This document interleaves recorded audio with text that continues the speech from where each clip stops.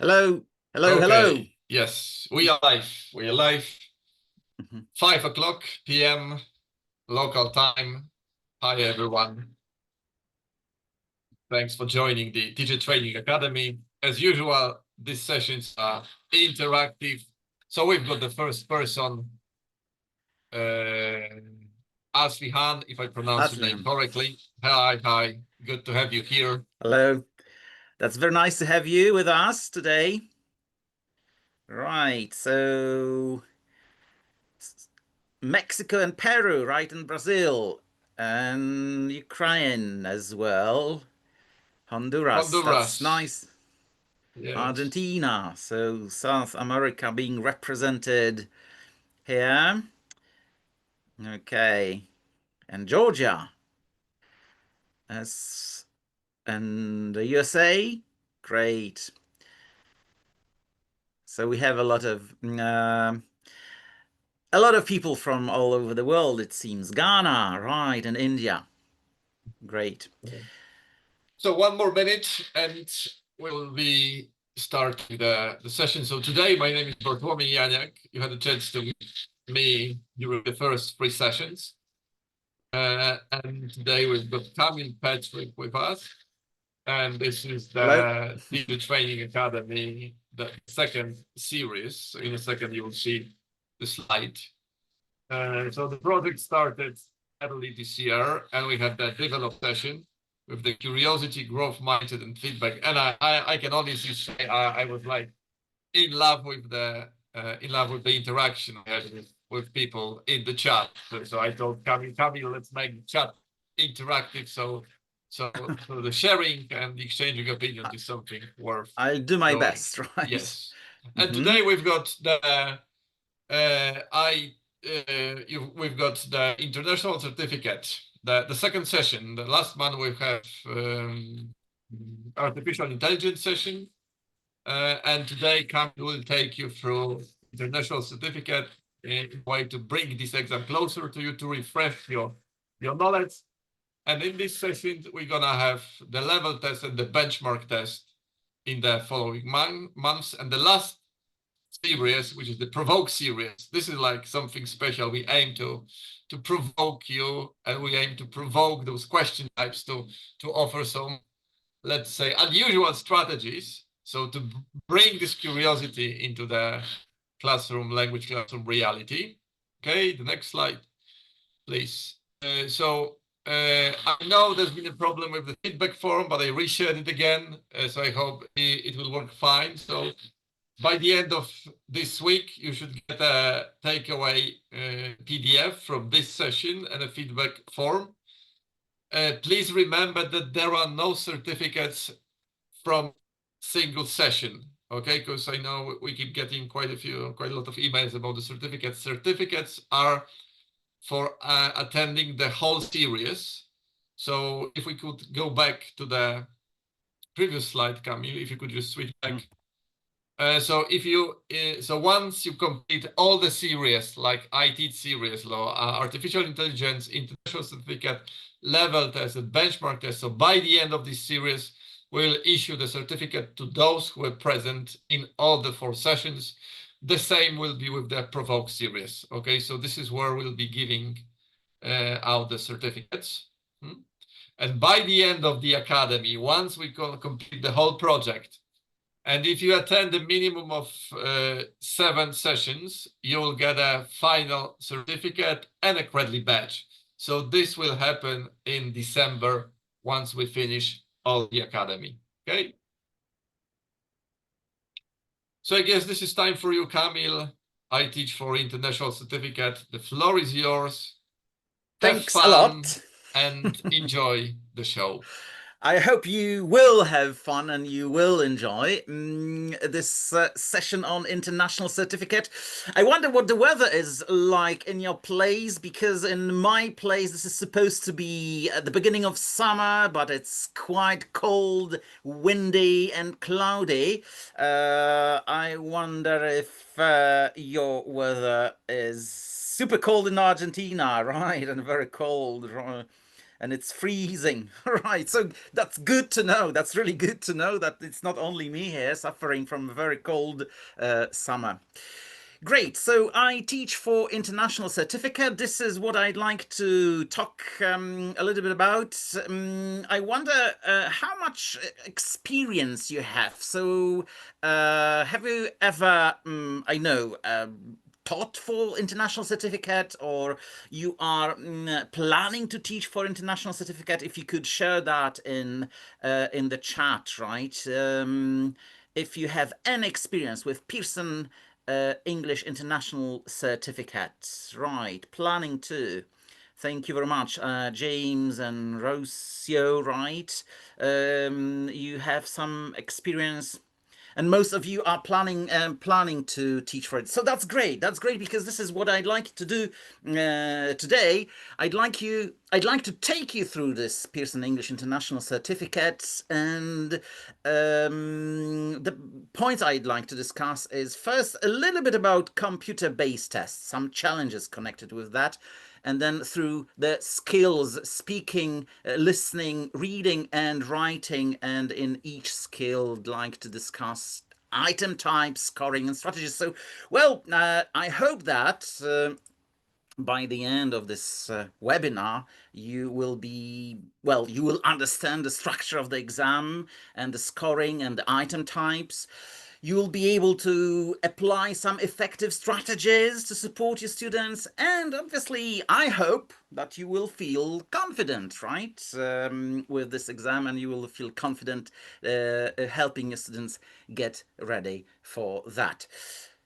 So let's start with computer-based test. What would you say? Can you share it on chat? What are the three biggest challenges, in your opinion, of computer-based tests for students, right? Because, well, that's a relatively new phenomenon in teaching, computer-based tests, becoming more and more popular. We have fewer and fewer paper-based tests. So internet, typing skills, right? Enrollment, connection, netiquette, right? Thank you very much. Speaking might be a challenge, right? Time management, great, right? I'm going to talk about that in a minute. And internet again, so that might be a problem. Right, if you're taking the test at home, these internet and connection issues might be really problematic. To me, there are three, as you can see, there are three most important challenges from my experience when I work with students and I observe, right, and I talk to them and I get some feedback. So there are three most important challenges compared to paper-based tests. The first is equipment. Nobody mentioned equipment. Maybe you have, right? But, well, internet that you mentioned, the internet connection, it's a little bit connected with that. Equipment, what I mean, it's operating all the things, operating the keyboard, operating the headphones, operating the microphone. So there is a lot of equipment to be operated during the test. So that might be some challenge for students. Typing, another challenge, right? So for most answers, they have to type. And for some answers, they speak, but there are a lot of answers where they have to type, and this typing skill might be a challenge, right? Especially for some older students who are not that good at typing. And you mentioned that, some of you mentioned that, it's time management, right? So computer-based tests are strictly timed, right? And there is a very specific time for all the tasks, all the item types. And this time management, right? Managing to do things within the time allotted is an important skill. So just a little bit, some strategies how to address these challenges that I mentioned. Equipment, right? So what can we do to help our students to operate, to be good at operating all the equipment during the computer-based test? Have you got any ideas here? How you can help them operate the keyboards, headsets, microphones, the computer, right? Train them, right? Thank you, Rocio. Uh, And other ideas? Yes, train them. Yes, and this is what I mock tests. That's a good idea, right? If you can run mock tests, computer-based mock tests, then they have to operate the equipment. What I what would be some ideas, obviously, especially when it comes to microphone recording your voice and things like that. Some of you mentioned speaking in the computer-based test is a challenge. So why don't you, in your class, have your students prepare and record voice messages, right? For example, or you can give them short texts to read out and record and send to you, and then you can discuss the pronunciation, how they recorded that, what mistakes they have made, right? Work with voice messages. That will, obviously, they do record a lot of voice messages in the real life, but not necessarily in the context of English, of learning English. Also, for example, you can have your students record short diaries and you can run some competition. Everybody will have access to the diaries in the cloud, for example, and in the group in the class, they can vote for the best diary of the month, for example. When it comes to typing, you did mention typing as a challenge. So, how have you got an idea as how to give them good practice, help them with typing? A lot of students, especially those younger ones, are quite good at typing. I'm really amazed when I look at my, I know, students in their 20s, how quickly they can type, some of them, but not all of them. Typing games. Thank you, Marcel. That's a great idea. Dictation, right? We're going to talk about dictation, but typing races. Exactly, this is what I mean. There are a lot of great websites available where you can give them a lot of practice, and this is self-practice. They can work on their own, right? So there are those that are very serious with a lot of statistics, just as the one I'm displaying right now, where they can monitor their progress, how many words per minute they can type. There are websites in which you can design your own typing tests, for example, or you can input your own texts into that. And you did mention that, Marcel, as far as I remember, games, right? So there are websites with typing games. And for example, in some groups of mine, I hold typing leagues, right? So we choose a game and they play the game every now and then we monitor the results, how good they're getting at games. And there is this league, right? So who's the leader, who has the best result in a particular typing game. And this is additional motivation to practice a little bit of typing at home. Thank you for your ideas. So that's the second challenge for computer-based tests. And the third challenge, time management. As I said, the computer-based tests are strictly timed, and it's important that your students are aware of how much time they have. So it's especially important for productive skills. And Paramjeet, you say that this is the biggest problem with your students, right? Yes, I can see that. And it's with paper-based tests, it's not that big a problem, but with computer-based tests, yes, they do have to be able to plan their time, for example. So when you give them writing tasks, for example, you can ask them to, you give them the topic of the essay, right? And you say, now I'm giving you 1 minute and give me, you don't have to write the essay, right? So you can easily run this activity in class. Just give me the plan. I'm giving you 60 seconds, 30, 60 seconds, let's say, and give me the plan of your essay so that they know what it means 1 minute or half a minute for planning, because then in the computer-based test they have to allocate half a minute, 1 minute for planning only. So why don't you run activities like that? Or you can organize some timed speaking activities per discussions, or describing an image with some ticking clock, for example, and 1 minute only for description. So give them the idea how much it is, how much speaking it is, 1 minute or 2 minutes or so.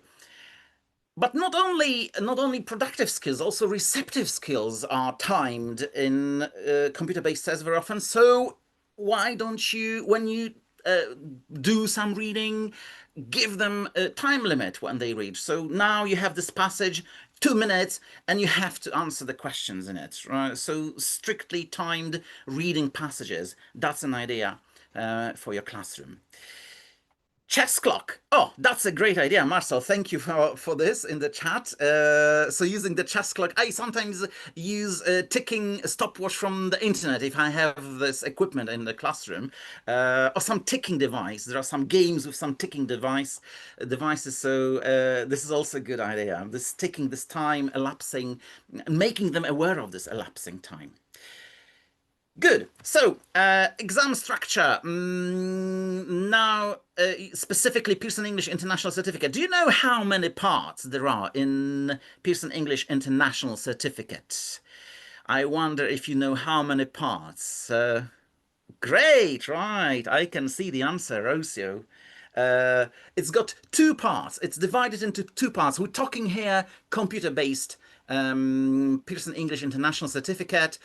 Part one is called listening and speaking, and it consists of mostly listening and speaking tasks. But as you can see, most tasks combine skills, right? There are very few tasks actually that test skills separately. Most of them combine skills. So some tasks combine reading and speaking or listening and writing, but the name of this part is listening and speaking. And part two is reading and writing. And it's all taken in one, as if to say, session with a short break between. And it's the exam is under 2 hours long, right? The highest levels are almost 2 hours, but this is under 2 hours, this exam. So that's not a very long exam. So what about speaking? I have divided these tasks into four skills: speaking, listening, reading, and writing. But as I said, right, these, as you will see, these tasks, they combine skills. So when it comes to speaking, as the major skill tested, there will be such tasks as read aloud, describe image, listen, and repeat. These are the names of the tasks. And when it comes to read aloud, that's a pretty straightforward task. They get the text, right, and they have some preparation time, and they have to read aloud and record the text. So, well, that's why we discuss this problem with operating the equipment, right? Because they have to use the microphone and they have to record the text that is displayed in the screen. Scoring, when it comes to scoring, it's what is scored. It's pronunciation, so obviously sounds, obviously intonation, obviously the word stress, oral fluency, so phrasing, the rhythm, the possible hesitation, so how fluent this is. These are the elements that are assessed. And content. What do you think?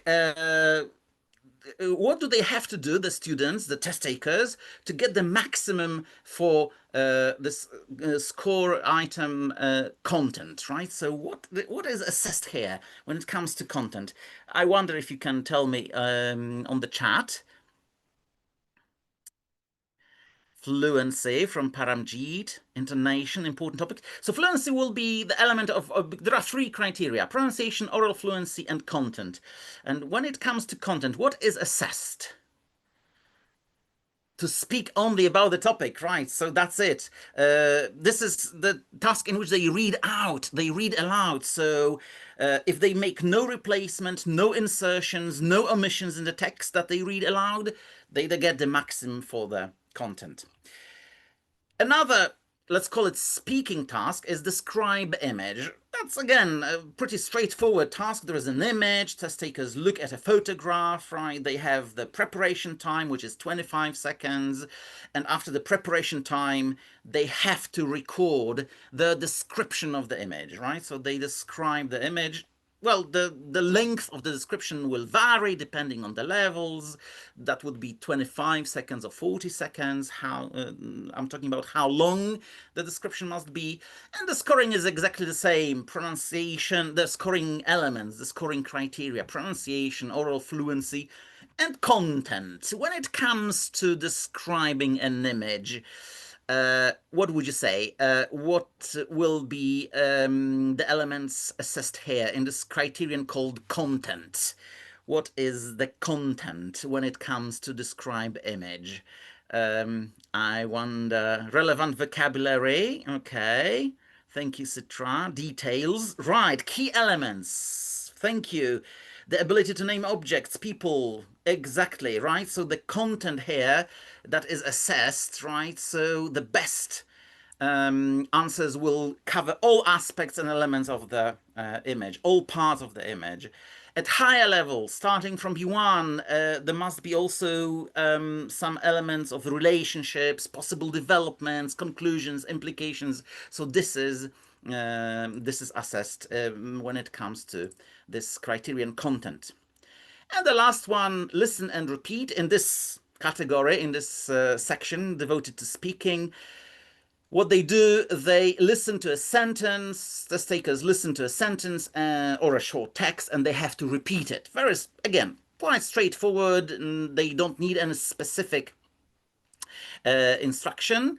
And scoring is again the same: pronunciation, oral fluency, and content. Content is easy here because, well, to get the maximum result for content, you have to repeat every single word that was produced in the original.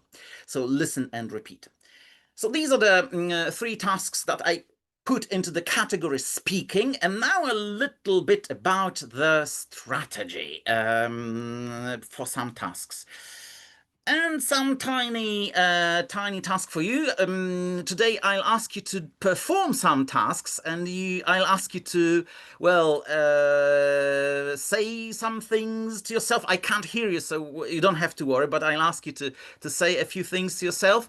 And in a moment, I will also ask you to write something down. So if you have something, some pen or something to write on, that would be great. But that in a few minutes. For now, when it comes to read aloud, right? So you have seen this task. Can you read it aloud within 20 seconds? I'm going to display a text and read it aloud to yourself. And, well, just get the feel of this task. See how it works, what your students might feel when they have to do it. So can you read aloud this text? I'm giving you 20 seconds, and as you can see, this is this PowerPoint device to time you, right? There will be this bar disappearing, counting the time. So look at the text, read it aloud, and in a moment I'll ask you about some strategies.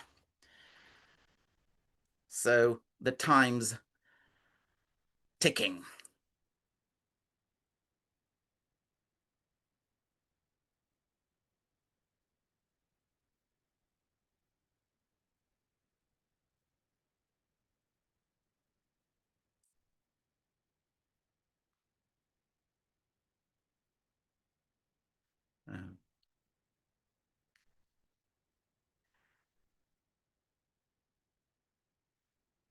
Okay, so 26 seconds are up. This is exactly what your students have to face. They read aloud, they have to record it, and there's this progress bar that is showing the time elapsing. There is a little bit of stress, and now the question is, what would you say? What's the best strategy for this type of task? What are your ideas? I wonder what you would advise. What advice would you give to your students? How to deal with this task? You have to read aloud a text that is being recorded. What hints? Have them practice the news, right? Exactly, right? So that's a great piece of advice. Practice, like reading the news. Intonation, thank you, Veli, right? Definitely gist. I'm going to talk about it. Thank you, Tamar, right? About the gist in a second. Obviously, thank you. Punctuation, right? So that they can maintain the fluency. Practice by reading aloud a book, for example. Definitely, the practice makes perfect, obviously. Practice in the mirror. I like that, James. Thank you. Right in front of the mirror, as if speaking to yourself. That's a great one. As you can see, that's relatively stressful task, right? You have to read out, record. The time is ticking, right? There's this progress bar going in your screen. So And what I did here, I did it on purpose. I forced you to start reading immediately without the preparation, because this is the mistake that many students make, and I observe that they neglect the time that is given to them for preparation. So they have to remember that there is this preparation time, and this is the time to skim and to get the gist of the text, to understand more or less the text. So, because without it, that would be a lot of stress to read it out. So that was a great idea that you gave me, this just right. So use the preparation time to skim and understand the topic.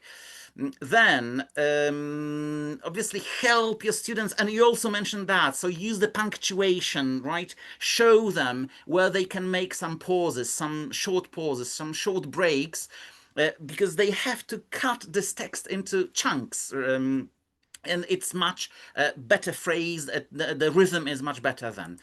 Um, they have to, and you should show them, the teachers, I mean, which words carry stronger stress, as if to say, which words are weak forms, should be read as weak forms. So we don't say and, but we say right, or something like that. So, so this is the strategy for this task. And rising and falling intonation, when there is a full stop, the falling intonation inside the sentences, rising intonation. So that also matters. Another task, and a little bit about the strategy. I'm going to play a sentence, and can you listen to the sentence and repeat?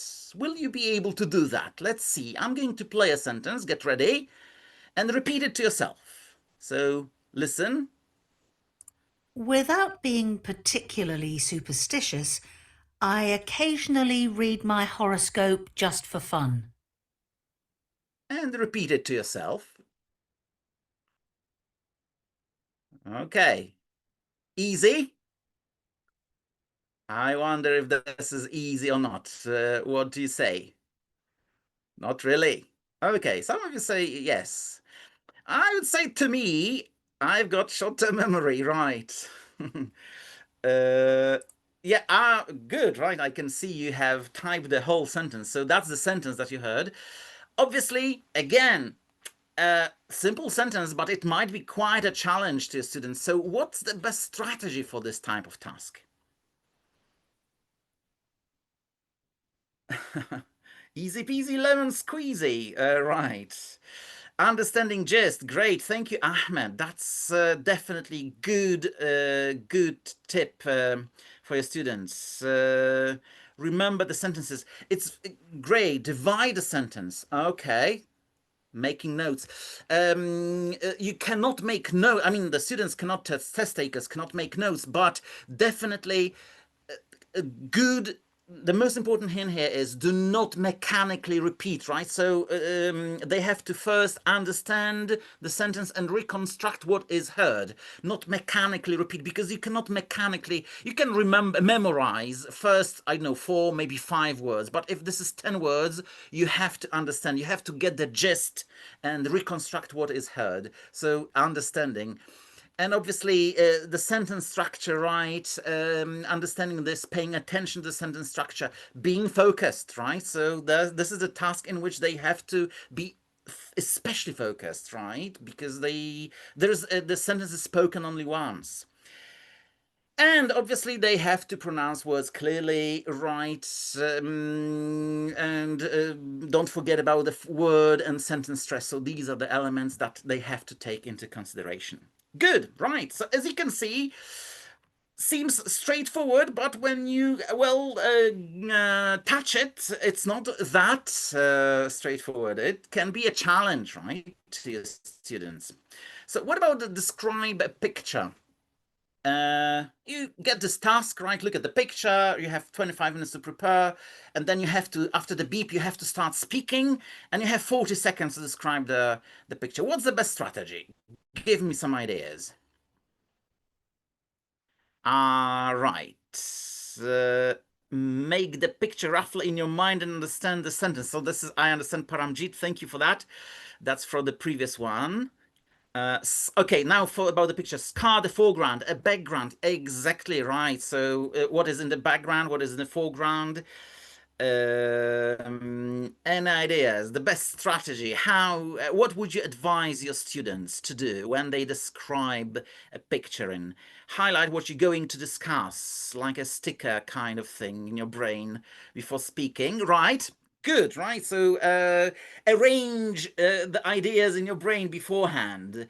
Get the gist of the picture. Thank you, Paramjit and Marcel. Details, consequence, and repercussions, right? Um, Look at the engagement in the picture, right? You have keywords. Thank you for that, La.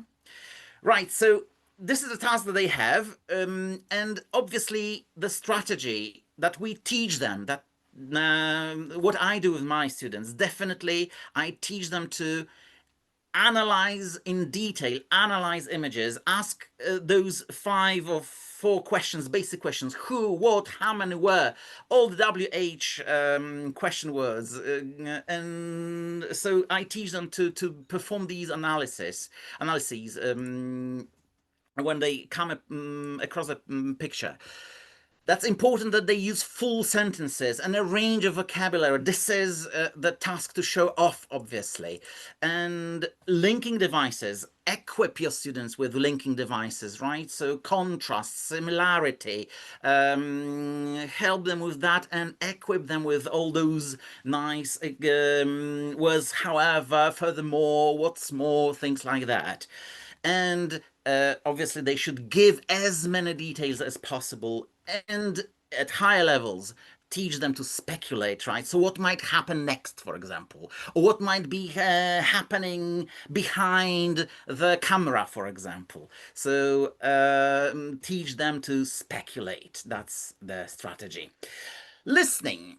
Another skill, the tasks here will be listening to the conversation, passage comprehension, and listen and read, hotspots, and listen and then write dictation. We're going to have a quick look at each of them. So let's start with passage comprehension and listen to the conversation. These are those classic tasks, I would say, that you come across in most coursework, communicative coursework, right? So passage comprehension, lower level, they listen to a passage and they have to click on the correct picture. In higher levels, they listen to the passage and they have to give spoken answer to that, to the question about the passage. When it comes to listen to conversation, they listen to the conversation and again they have to give a spoken answer. And for all these tasks the scoring is simply partial credit for each correct answer. So this is simply speaking correct or incorrect, so they get partial credit for each correct answer. Just classic listening tasks. This one is not that classic. Listen and read, hotspots. In this task, they listen to the text and they have to find differences between the written text and the spoken text. So they have to find 5 words that are different, and they have 10 minutes of preparation. And scoring is partial credit, but for each correctly identified word. We're going to have a closer look at that in a moment. And listen and write, dictation. Right, they simply listen to a sentence or a short text and write what they have heard. Well, dictation is self-explanatory. And scoring is obviously partial credit for each correct word in the response. This is how it's scored. And now a little bit about strategy here. You're going to listen and read to a text. And can you identify, I want you to put that in the chat, can you identify 5 words will be different in the tape script and in what you will hear. There will be 5 different words. Can you just type in the chat the 5 words that were different in what you can see and in what you can hear, right? So listen to that. Okay. You have the text, follow the text, listen, and there are 5 words that are different in the text and in what you will hear. Listen. If you've ever found yourself bemoaning the fact that people don't speak correctly nowadays, then today's show is for you. We're discussing why languages tend to mutate over time. There are parallels to be drawn between biological and linguistic evolution. Evolutionary biology has shown that humans adapt to their environment by selecting the specific traits which will help them survive. Similarly, people's use of language reflects the context within which they are operating. For various sociological reasons, certain words may become outdated and be replaced by other expressions. This often occurs as a result of exposure to different cultural influences. Okay, and again, might be quite a challenge to your students, right? They have to listen very carefully. And I can see you have been typing throughout this listening. Exactly, these are the words. So lamenting was bemoaning, as a matter of fact, in the listening. Then we had another one, which was mutate, not diverge over time.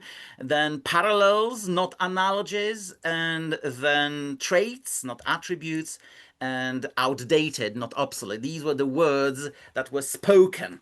So that's the task right now. What's the strategy? What would you how would you direct your students? How would you advise your students to approach this task? Yeah, that was James. That was a challenge, not easy peasy, right? Obviously, I have selected the exam tasks C1 and C2 level, right, here, but that might be quite a challenge, right? I find it quite challenging, but still, there are some tips you can give. Listen carefully and go through with the speaker. Great, thank you, Yasmin. This is exactly what I'm going to say in a moment. Right, listen carefully. Use the mouse, right. Guessing would be a choice. Veli, I wonder, guessing which word could be substituted maybe a little bit. Focus. Thank you, Anna. Right.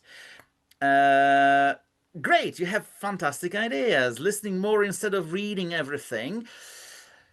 Here you have to listen and read at the same time. So the strategies, the tips that I give to my students, use the 10 seconds before. There are 10 seconds where they can read it and get ready. So skim the transcript, get the general idea what it's all about.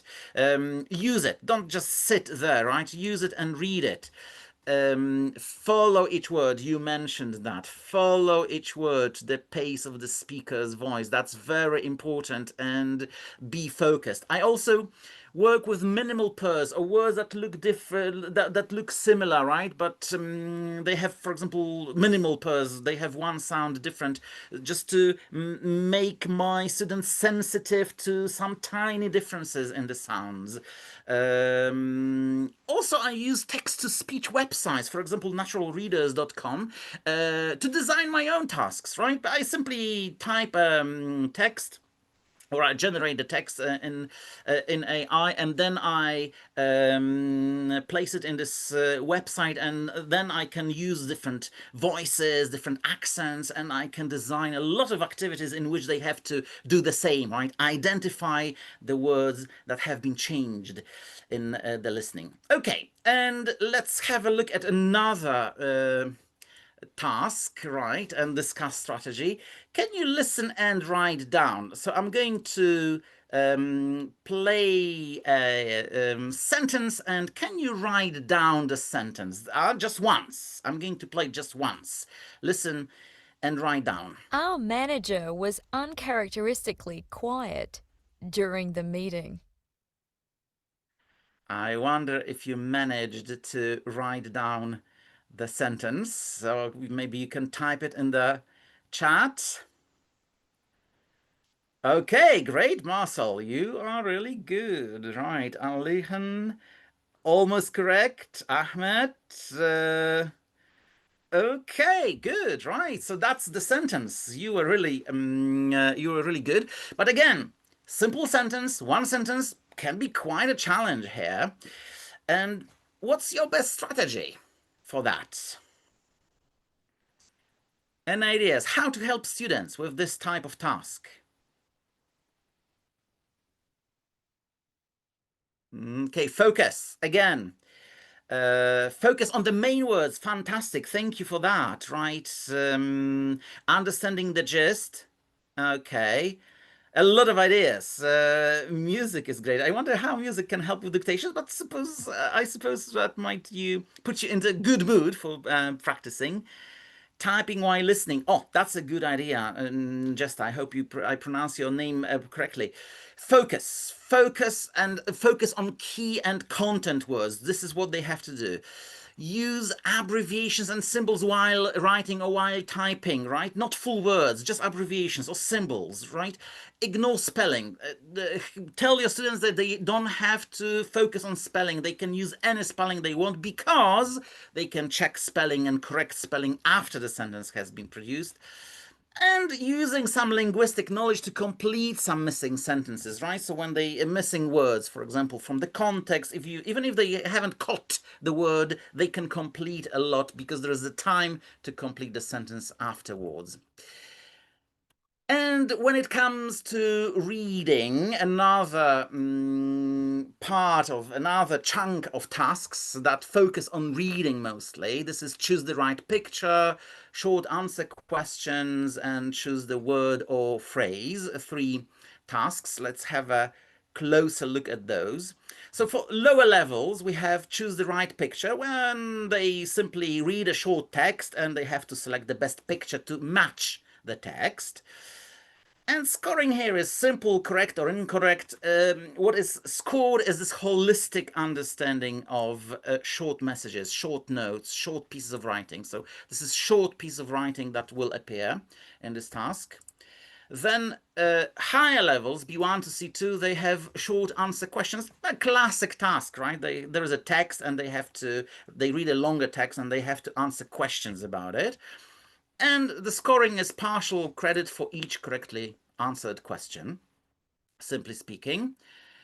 Then all levels, they have to go through this task, choose the word or phrase in which they read a text, a short text, and they select the best word, the best phrase to complete the text. And scoring here is again correct or incorrect, and the scoring focuses on the holistic understanding of short messages and short pieces of writing.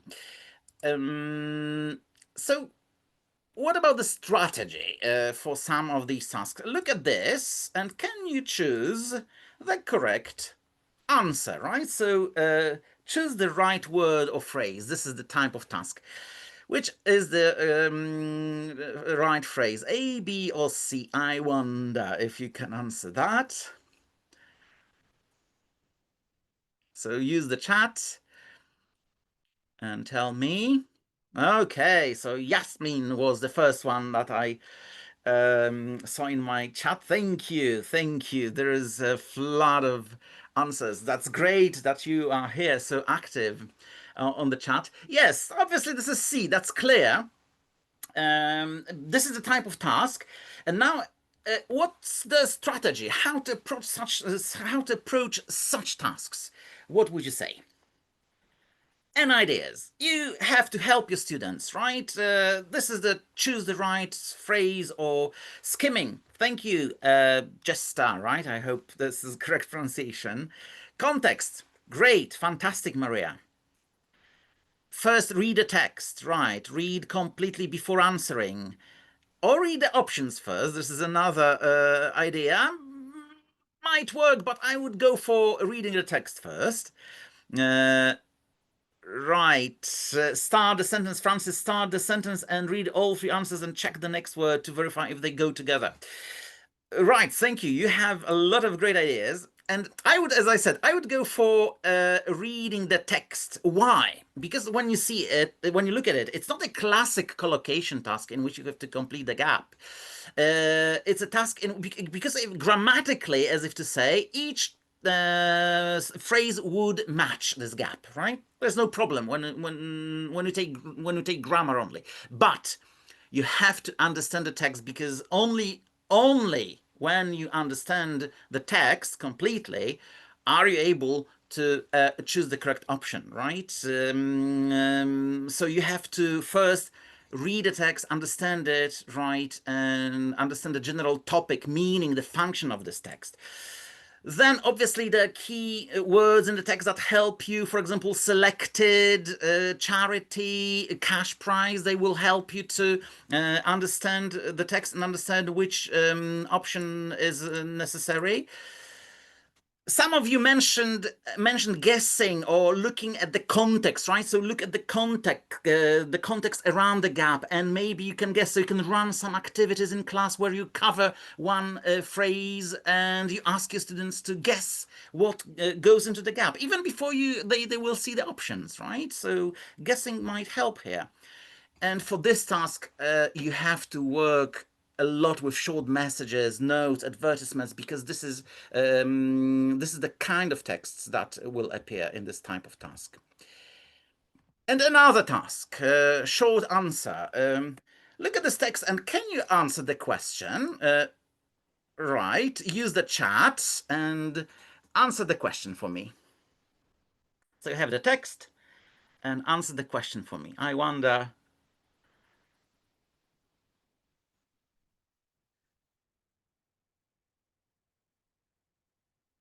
who will be the first to answer the question.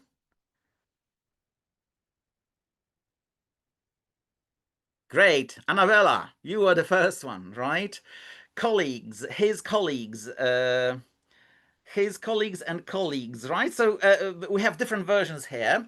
Well, that's quite important which versions we have. Most of you say colleagues. That's very good because, well, my classic question today, what's the best strategy? What would you say?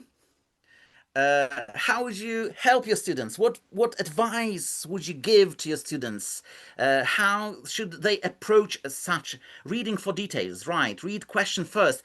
Aline, that's a nice piece of advice. Read questions first. I'm going to talk a little bit about it. Scan, right. First check the question and then search for that key point in the given paragraph. Thank you for that. Skimming obviously is a good idea at the beginning as well. Thank you. Charlotte and Jesta, you say, and Ismail, look for what the question is asking. Exactly, right. First, some of you mentioned skimming, right? So to get the general idea of what the text is about, just to be aware of it, but then they have to focus on the question words, right? Because the question words, not the questions, but question words, who, what, which, how many, how often, right? These questions or words will direct them into the keywords in the text. So they have to start with that. They have to know what the focus is. And it's very important that they give concise answers here, right? So that's why colleagues was this word was I was expecting. You can take the word, they can take the words from the text, but they have to be concise. So not, I mean, those were the colleagues, for example, not a full sentence, just one word, colleagues. In this case, for example, make the answer as concise as possible. This is what I say to my students always.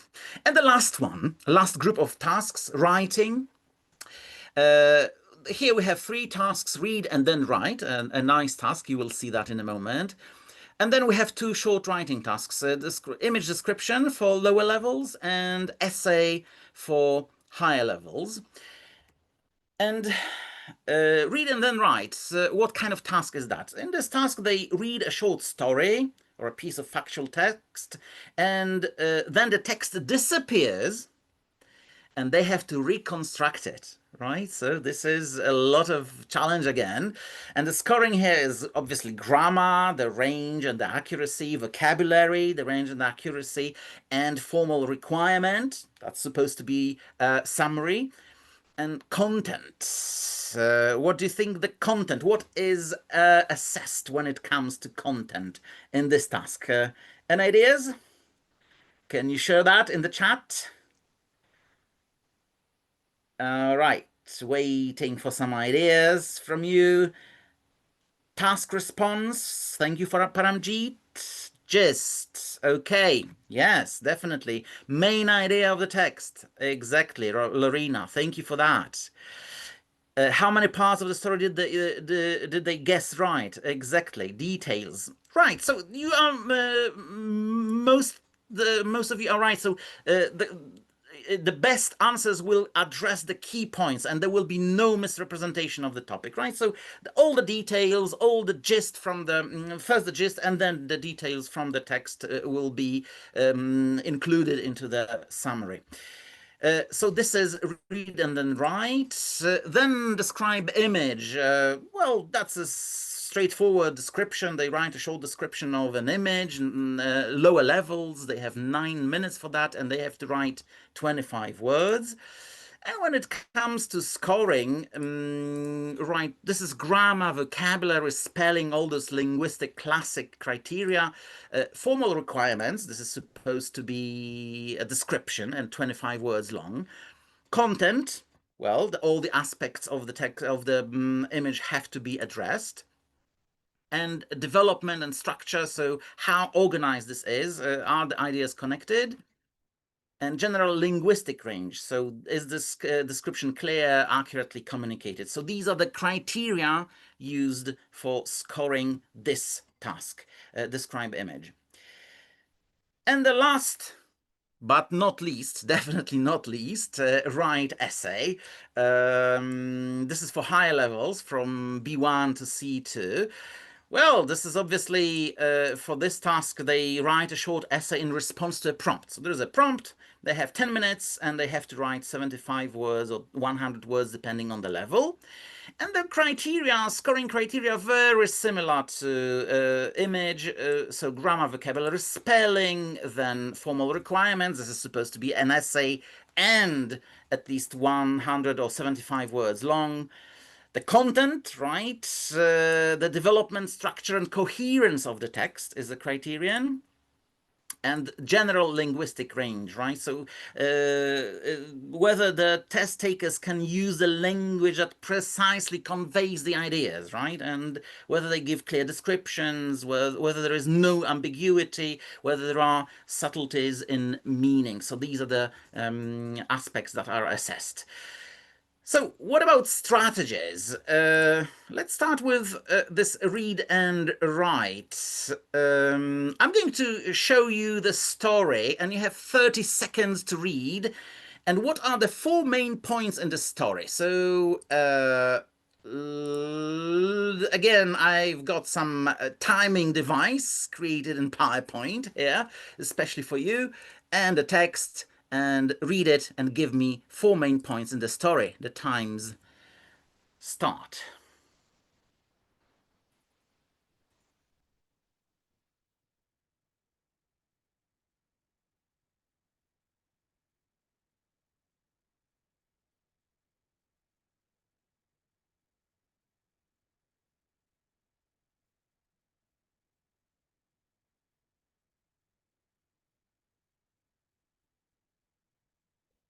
Okay, 30 seconds are over.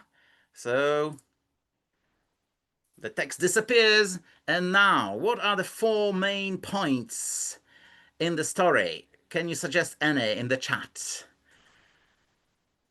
Again, not so easy peasy, I would say. Inherited old piano, renovation, old piano bag, no police, scholarship for musicians. Inherited piano, scholarship, gold coins. Right. Piano renovation, secret gold bag. Good, right. Fantastic. Obviously, well, we can use different names, but definitely at the beginning that was the setup, right? This inheritance, this old piano. Then we have the discovery. Then we have the investigation and resolution, right? So that's how the story goes. And what about the best strategy for this kind of task, right? So this is a task in which they have to read a text, the text disappears, and they have to write the summary of this text from memory. What advice would you give to your students? Keywords, focus, understand the story, Paramjit, great, right. Sequence of events, thank you, Maya, that's a great idea. I'm going to talk about it a little bit. Skimming, yes, absolutely. What, how, when, why, what happened then? Yeah, great, Francis. Good idea. Key events again, Ismail. Thank you. Draw a picture. That's a nice idea, Veli, right? If you had time for that, right, in the exam, that would be a good idea. This is actually what I do with my students. I sometimes ask them to draw a picture representing the story that helps them to understand this narrative structure of the story. So that's a nice who, what, where, when, how. Again, there's these questions. So definitely the 30 seconds of reading are to understand the gist of the story and narrative structure. This is what I asked you to do, right? What is the narrative structure of the story? Because if you have this narrative structure, you can easily recreate the story, right? The 4 main points, for example. If you identify them, you can recreate that. And this is what I do with my students, right? Focus on the narrative structure, and then you can easily recreate. You can easily write a summary. Right, and then the story should be retold in your own words. So don't worry, don't try to memorize the words. Use your own words, right? But maintain the key points. This is what I tell my students.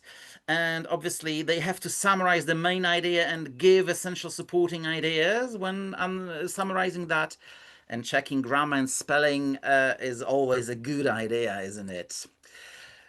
Right, and the last strategy for today, let's discuss essay writing. Imagine that you have such a task, right? Your students have such a task. Read a question, you have 10 minutes to write your response, you must write at least 100 words, right? And there is this prompt, and if you were to give just one hint to your students, what would it be? Right, your students face this kind of task in the exam, and you can give just one hint. What hint do you give them? All right, any ideas? Give me your personal opinion. All right, your personal opinion. That's very important. I'm going to talk. Thank you, Beatrice. Plot diagram from Lucia. Read carefully the question, Yasmin. Thank you for that. Right, definitely. Have a structure and decide if you go with a pro or con essay or comparison one. Great, that's for Alihan. Aslihan, I'm sorry. Find out if you agree or disagree from Adam. Right, exactly. Right. This is exactly what we have to help. How we have to help our students. So, read the prompt carefully. Right. Focus on that, because if you don't focus at the beginning, you might lose points for missing the prompt, for example. They have to identify, and you mentioned that, some of you mentioned that, the focus of the question, so what the question is about social media, and the point of view, disagree or agree, right? So what kind of essay this is. So I always ask my students to underline those keywords and the point of view that they have to, from which they are required to write. And obviously, brainstorming and planning, help them with managing the time for brainstorming and planning, and help them with the time to check and edit at the end, right? So out of these 10 minutes, they have to spend at least, I would say, 1.5 or 2 minutes brainstorming, planning, and then checking and editing. So these are the most important hints when it comes to the essay. So, thank you very much for being with me and engaging in the chat. That was great. Just some takeaways from my session today to leave with you. There will be some takeaways also sent to your email boxes on in a PDF form. So, well, first of all, remember that for Pearson English International Certificate, digital skills are essential, right? So typing, using headsets, navigating screen-based tasks is a must, right? So they have to be good at that, and you have to help them, right? So it's maybe not specifically language teaching, but this is element of communication. Task-specific strategies are important. So each task has its own specific strategy, and well, the teacher's task is to help students find this strategy.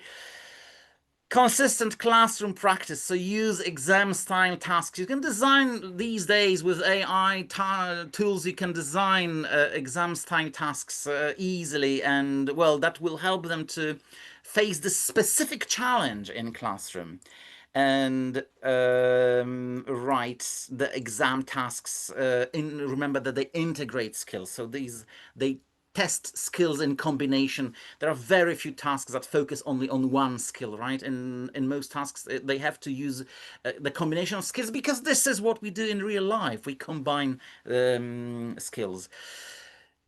Right, so thank you very much for being with me. If you're